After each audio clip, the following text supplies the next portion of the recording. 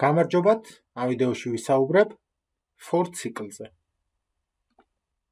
For ციკლი გვხვდება ორი ტიპის, ერთი არის კლასიკური for-ი და მეორე არის for each.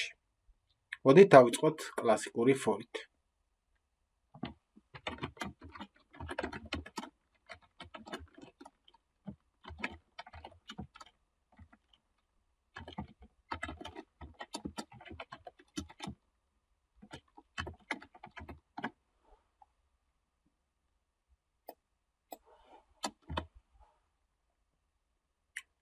ეს არის კლასიკური for-ი, რომელიც 0-დან 10-მდე ბეჭდავს ციფრებს.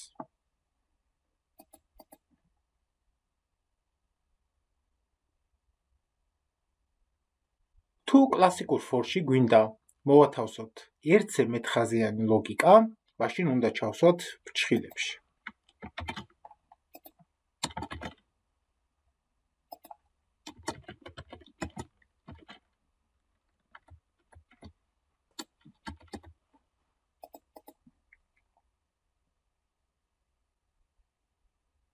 თუ გვინდა რომ ბიჯი არა ერთით, არამედ რაიმე სხვა ციფრით გაიზარდოს, მაგალითად 2-ით, უნდა მოვიქცეთ შემდეგნაირად.